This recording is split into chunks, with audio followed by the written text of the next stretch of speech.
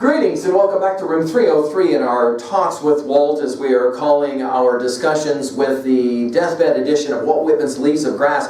We are now in Children of Adam, and we are looking now at poem number 2 from Pent-up Aching Rivers. Initially, this one was published in the third edition of 1860 of Leaves of Grass, simply called number 2, but by 1867 it received its present title. Now, my hope is that you have already been working with us at LearnStrong.net, down that left-hand side, Talks with Walt folder, through our 24 different poem lectures on the inscription poems, the 19 different sections of starting from Pent-up, and then most importantly for our study here, the 52 different sections of Song of Myself, especially for this discussion, passage number 3. If you haven't watched our Song of Myself passage lecture number 3, then I recommend that you go and find that. We've as well given a series of introductory comments for Children of Adam. It's right there in the description box for this lecture, and I hope that you will have watched that. And as well, we've already worked with the first poem of the 16 to the Garden of the World. Now, I want to remind you of a line from Song of Myself passage number 27. He says it this way, I merely stir, press, feel with my fingers, and am happy. To touch my person to someone else's is about as much as I can stand. Now, we already gave a lecture on the importance of that line, but in all of the poems of Children of Adam, as I said in my introductory comments, so much of these poems very controversial for its day. We're going to ask at the end of our discussion here maybe why that would be the case. Because as we have said so many times in 303, there are a number of absolutes, right? People always want to argue there are no absolutes. Really, I don't think you've met any 200-year-old people, right? Which means, of course, you don't get to go to the park and swing forever. The van has always been waiting. They taught it to you when you were a child. And, of course, soon you must go to the van. The other, of course, absolute is the only way you got here is two people hooked up and exchanged fluids. And while that seems a somewhat irreverent kind of comment to make, Whitman, in especially Children of Adam and the Calibus poems to follow, he's going to celebrate that fact. And to that degree, we're going to want to point out these were very controversial poems because, of course, he's going to mention the word phallus in this poem. It'll be the only time in Leaves of Grass that he does so. And the word sex will be mentioned in this poem, which is, of course, going to be radical for 1860. Now, there's so many references and echoes is the term I've been using, so many echoes in the Children of Adam poems from everything that you've been reading from before. My hope is that you guys have your own copy of the deathbed edition of Leaves of Grass. You've been annotating as we go. And it's the case that in almost every single line of this poem, you're going to say, wait, I know I heard this somewhere before. I'm going to really fight the tendency to want to point out all of the different kinds of connections that are being made. Remember, we define learning as that ability to connect new information to old information in meaningful ways, right?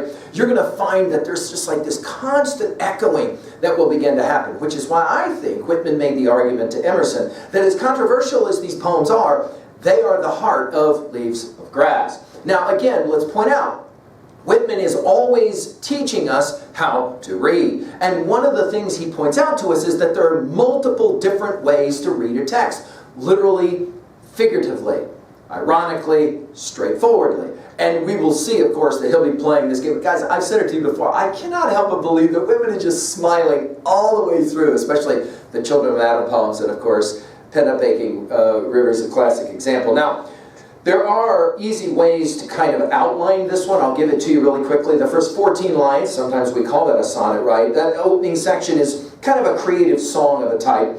Passage in the middle, 15 through 20, the creative force of nature will be emphasized.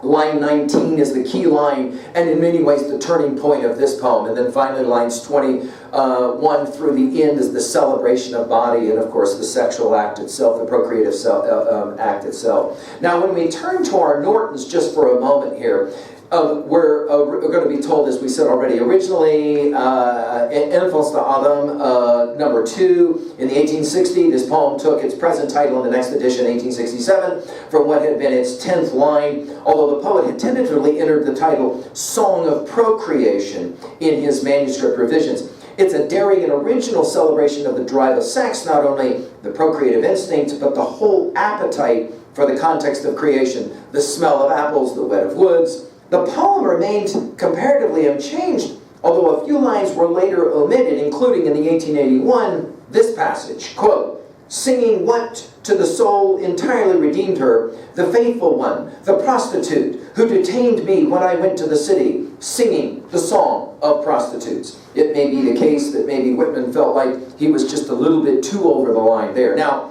given our time, I'm not going to be able to do what I love to do, and that is to read the entire poem and then come back to exegete. So let's go ahead and go right to work. Notice, we said prepositions matter to Whitman.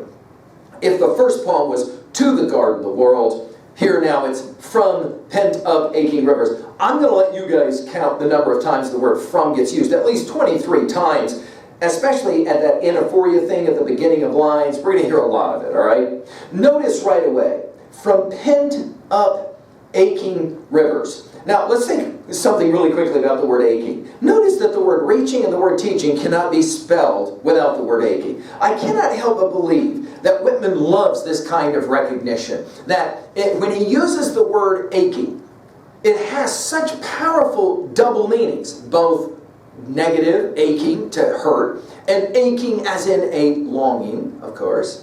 And the fact that he uses the word river, or here rivers, is central as well, given, of course, that he recognized, along with his contemporary Twain, that the Mississippi River, along with the Missouri, along with the Ohio, that America is in many ways defined by its rivers, right? Notice, from pent-up aching rivers, that is to say, the urging, right? From that of myself, without which I were nothing. Now, notice the use of the word myself, obviously building on song of myself. But it's a self-evident kind of truth. It's why we say you didn't get here without two people hooking up and exchanging fluids. The only way you got here is the one thing Whitman says nobody ever really wants to talk about out loud. Now, let's say it out loud. We will, of course, today read a poem like this and we'll be like, well, what's the big deal? But guys, in 1860 and beyond, this was a very radical poem, and Whitman knew what he was doing. I mean, he knew that he was standing on some pretty dangerous ground, and so right away he'll say, I'm not going to say anything that's brand new. I mean, everyone that you see got here by one and only one act, and that is self-evident. So for him, he says, if we don't have the act, I'm nothing, right? By the way, his use of the word nothing, and of course makes us think about Shakespeare's Lear, nothing comes from nothing. From what I am determined, think about how that conviction word is there, to make illustrious, even if I stand sole among men. In other words, I'm gonna illustrate my celebration of the procreative act, even if I'm completely a loner. Now, this thing of being a loner is huge for us.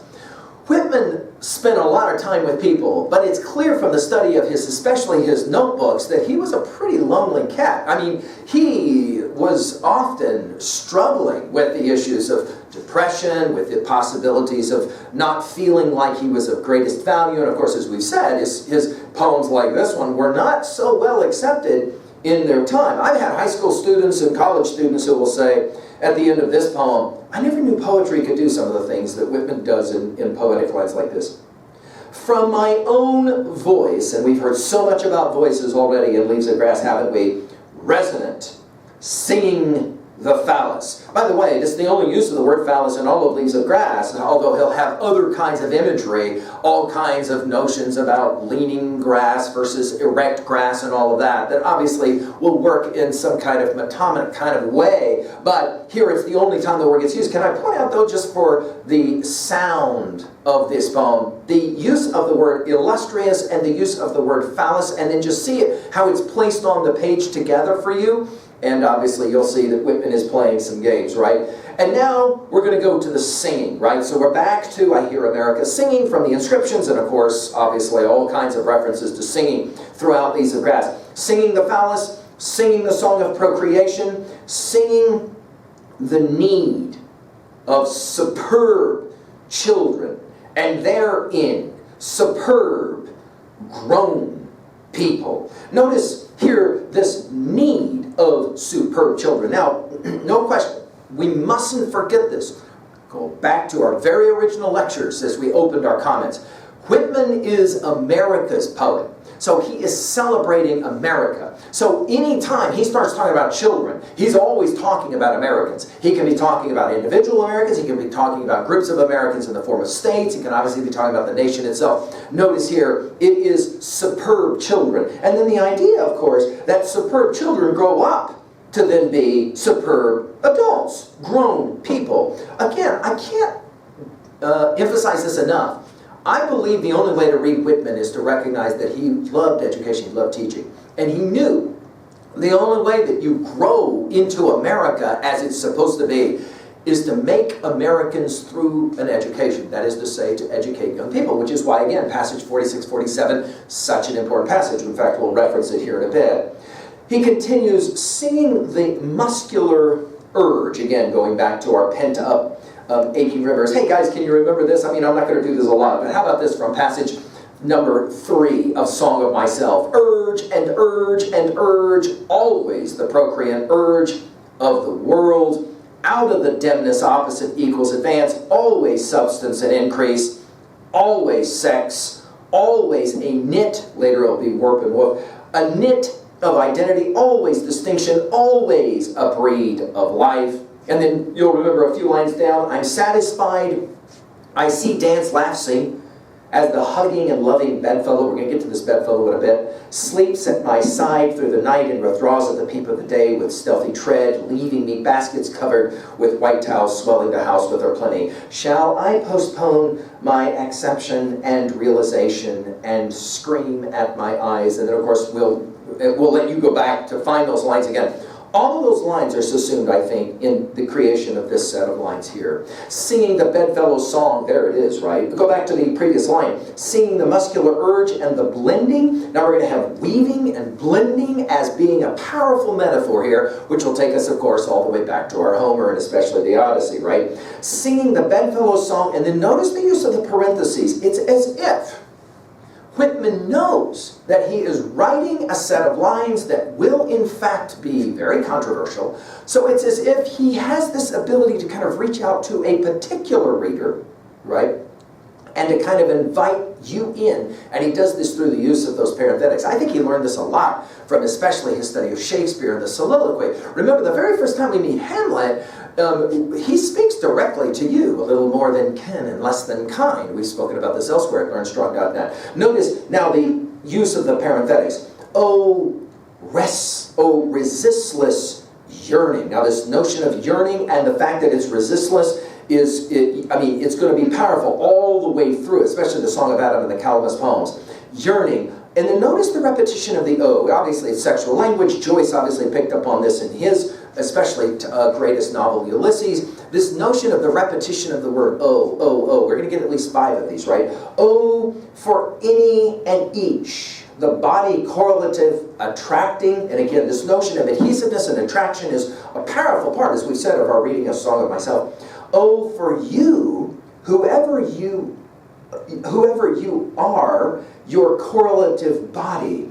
O it, more than all else, you delighting. And in parentheses, in other words, I'm going to sing a song about procreation, but I'm going to sing that song to you, directly to you. It is this intimacy that makes sometimes reading Leaves of Grass a kind of strange experience. I mean, he's going to ask you later in the Leaves of Grass, what's it like to hold me in your hands? And you're going to be like, whoa, whoa, whoa, that's a strange kind of formulation, yet he'll play the game here. And then he's back to his from again, right? From the hungry gnaw that eats me night and day. Now, this gnawing will take us to Crossing Berkeley Ferry later in passage 6, right? The same old laughing, gnawing, sleeping. We'll get to it again. Gnawing, this desire for something that one cannot always fulfill. The hungry gnaw that eats me night and day.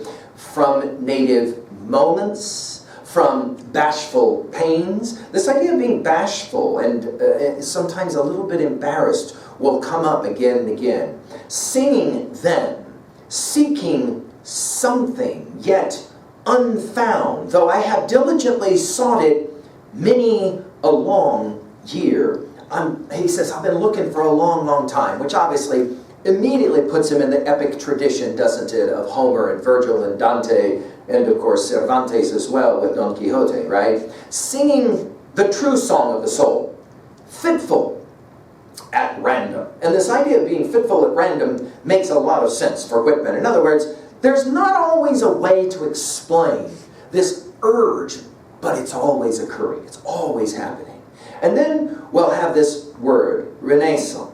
That is to say, the return. We of course, are familiar with this word as renaissance, right? Renaissance with grossest nature. Now, gross here doesn't mean what we mean today, ooh, gross, like in nasty, but rather gross as in all-encompassing, ubiquitous, large. Notice the word nature is capitalized, borrowing heavily, of course, from Emersonian's ideas, Emerson's ideas from his essay, Nature. With grossest nature, or among animals. It will be, take us back to 32 of Song of Myself, I think I could turn and live with the animals.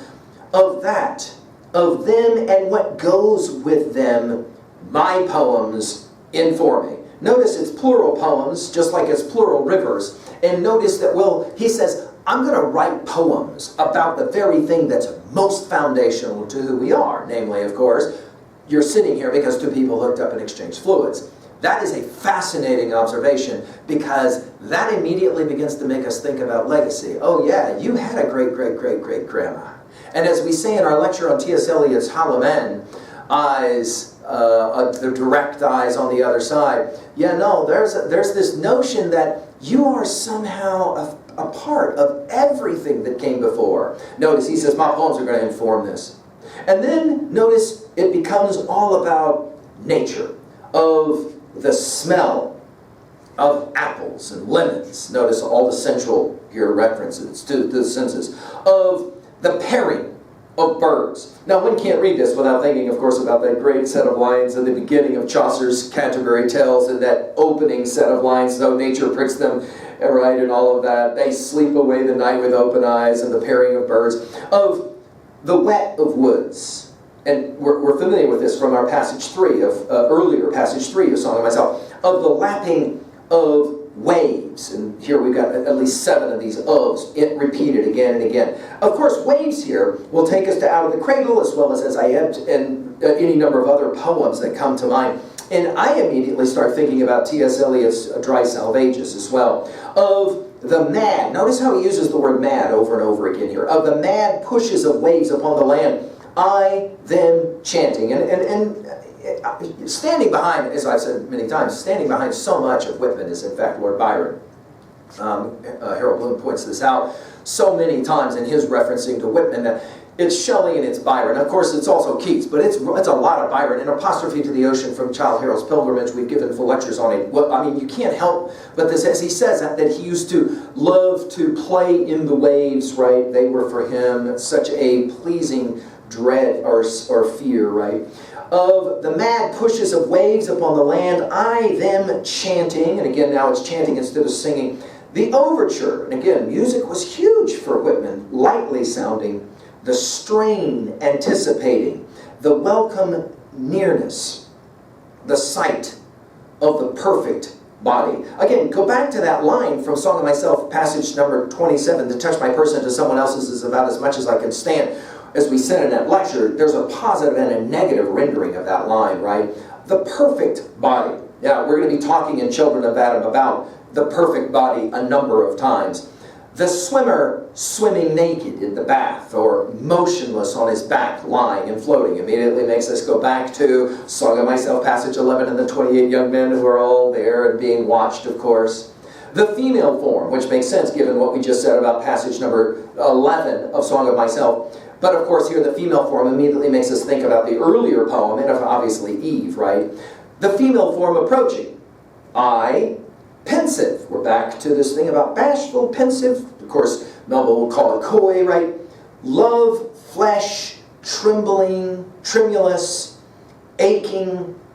We're back to the use of that word aching. The divine list for myself or you or anyone making. Now I'm going to make the divine list. Notice the use of the word divine. And what is that list of the body parts? The face, the lens, the index from head to foot, and what it arouses. right? Again, aching, arousal. The mystic, notice the repetition of all these here. This is at least 7 for our anaphoria, for those of you who are counting. The mystic, it's divine and now it's mystic. Deliria, it's madness again. The madness, amorous. The utter abandonment. And then, again, parentheses. As if he's speaking now directly to you. Hark, close, and still. His use of the word still throughout Leaves of Grass, I've said many times, is powerful. What I now whisper to you. Go back and look through Leaves of Grass, all the ways that he loves to use the word whisper. I love you. Oh, you entirely possess me. Oh, that you and I escape from the rest and go utterly off. Again, notice the use of the word utter again. Free and lawless. I mean, you can't read this without thinking of, for example, Thoreau's Walden, right? I went to the woods because I wish to live deliberately. Or you know, this idea that I'm inviting you to do something, and it's just you and me here, nobody else. It's just us. And then he uses the word picture that we're going to hear later as well. 2 hawks in the air. These birds of prey will mate, as we have said in our To a Coy Mistress lecture at learnstrong.net. Birds will fly together high up in the air and then fall nearly to the earth as they copulate. Notice here, 2 hawks in the air, 2 fishes swimming in the sea. We'll immediately think about passage 46, 47. I will you to be a bold swimmer, right? Not more lawless than we. Hey, do you remember this from Song of Myself? Passage 39, right? Lawless snowflakes. Remember that? Now we'll come back to it again. Only it's amazing how he'll play games like this, echoes like that. The furious storm. We think about again T.S. Eliot's Dry Salve Ages.